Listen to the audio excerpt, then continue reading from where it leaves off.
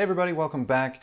Today I wanted to share 3 big lessons that I've learned in my nearly 20 years of doing this, i.e. being a professional audio video reviewer. And yes, I have been at this for going on close to 20 years. I can't recall if it's 19 or 20, but it's been a while.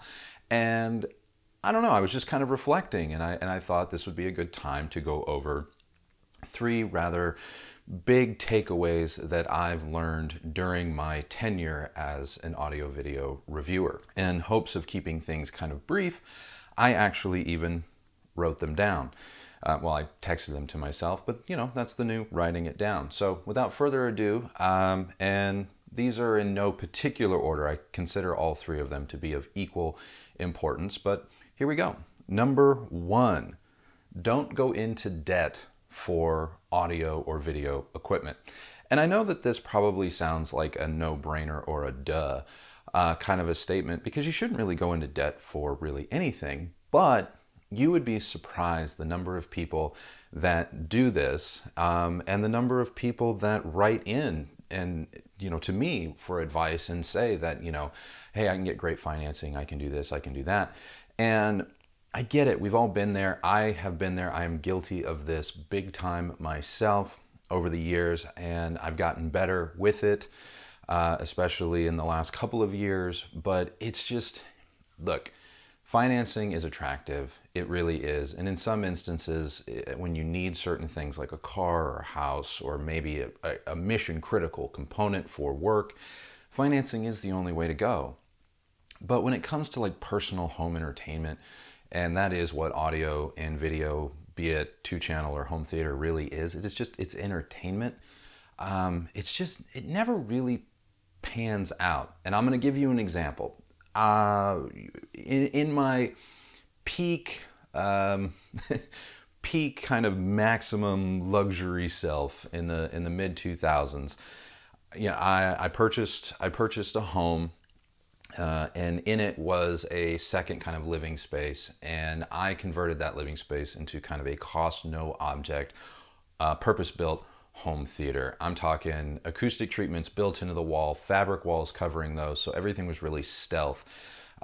In-wall powered loudspeakers from a very high-end brand, 105-inch 16:9 ambient light rejecting screen built in, recessed into the wall with HD projection, multiple different HD projectors, and then a whole tower cooled rack system in a dedicated closet. But when you walked into the space, you thought you were in a kind of living room or, secondary living space. But at the push of a button with some custom lighting control and all of this, like, it became a purpose-built theater. And I want to say that theater cost me tens of thousands of dollars. I'm embarrassed to say, but it was probably upwards of 50 grand. And it was so much that it did require a home equity line of credit in order to complete it.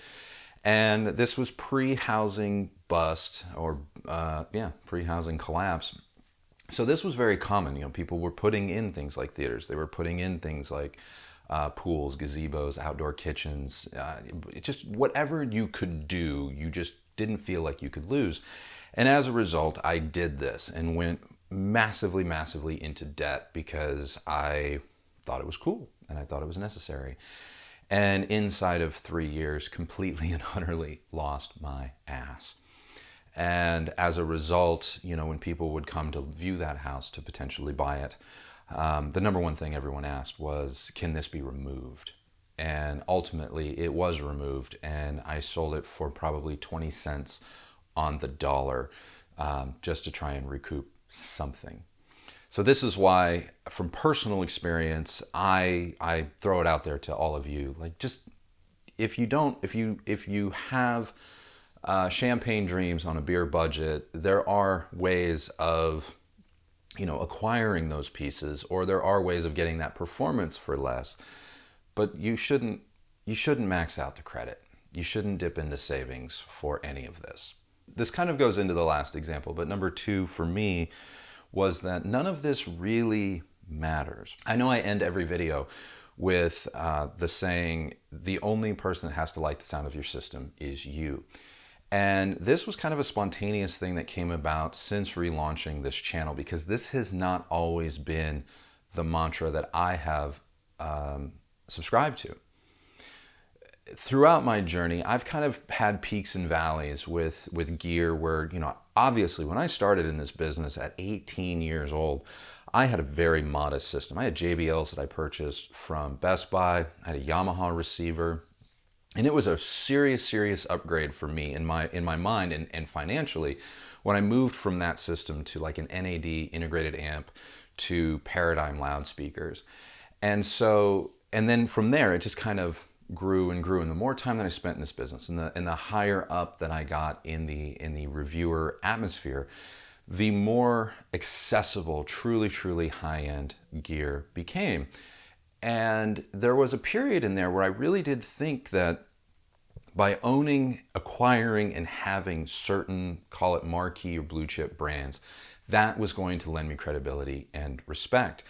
And in a lot of ways, I do think that there's this kind of weird thing where you better have like this huge resume of noticeable or notable, I should say, gear. Because even today, a lot of people chime in when I talk about something like, say, a U-turn turntable and say that it gives you 90% of what you're going to need and from the costlier brands, but at a, cheaper, obtainable, entry-level price point. And for a lot of you, that's going to be enough. And a lot of people chime in to this day and say things like, well, I wonder what kind of turntables you've had. You must not have that much experience. And I really don't respond to those types of things because what I've played with or what I've had is kind of irrelevant, because there have been products that I've had that no one really, outside of a handful of people, will ever actually or have actually ever owned. And so this whole concept of what are you running or what's in your system, I bet you can't hear the difference because your system isn't up to snuff. It's just like, it's a way of kind of, for the people that are commenting or for people that would comment if you share your system on social media or whatnot, it's a way of shaming. And for people in my position to sit there and go, well, I've had this, I've had that. It's a way of like humble bragging. And honestly, none of it actually matters, because it brings me to my last point, the number 3 point on this list, which is you have to trust your own likes and sensibilities. And I know that should go without saying, but that is the biggest takeaway that I have, I've gleaned from 20 years of doing this, is that the right component is the one that you like using, you enjoy using, you listen to or watch every single day. You make time or find time, or it just time naturally presents itself for you to use this said product. That is the right product for you. That is the perfect product for you. And you need to trust that. You really do. I cannot tell you how many times I have had in my life systems where I am truly happy. Truly happy with the system. You can call it synergy with my lifestyle, synergy with my tastes, synergy as a system on a whole. Needless to say, for what it was at that time, and arguably even today if I still had them, I was happy. Ride over, no ifs, ands, or buts about it. Happy. And then I allowed myself to second guess my personal tastes, my personal wants and needs, and ultimately dismantled said systems, got rid of gear because for whatever reason, I became convinced that I was missing something and that greener pastures lie ahead. And every time I did that, it's not that the products that came in and replaced the ones that went out were bad. They were fine. They were great. In fact, they were the type of products where I could sit here and tell you that there's nothing wrong with this. You would be happy with this, potentially. and they sound fantastic. But for whatever reason, because it's not always about sheer performance, it's not always about the highs being better, or the bass being, deeper, or the mid-range being more warm. Sometimes the right product comes down to the usability, the look, the ease, the price. There's a whole myriad of factors beyond just absolute performance that goes into whether or not a product is right for you. And so every time that I had a system that was just a daily driver, loved to listen, use it, watch it, be entertained by it, it enriched my life. Every time I dismantled that because something got to me, a magazine article, another review, a friend, a colleague, a manufacturer convincing me, oh, we've got that beat. Or you haven't lived till you've heard this. Every time I've been let down because I didn't trust my own instincts, and I ultimately didn't trust my own sensibilities. And so I had these great systems and these great components, but ultimately they weren't the right thing for me on a different type of level. And so I want to put that out there, and I want to stress this to all of you watching. If you're happy with what you have, then be happy and trust that that happiness is real, because it is.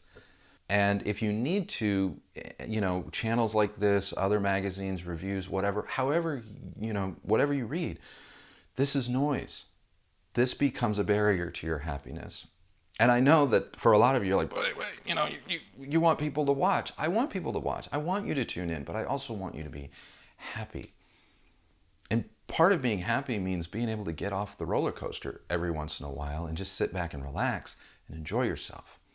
In which case, please, continue to tune in. Maybe we'll talk about some other topics that aren't about, feeding this need for new or better. It can just be about, the theory, if you will, or watch it purely for entertainment value, but trust in your happiness. Trust that you have made the right decisions. So those are my three biggest takeaways over the last 20 years of being in this business.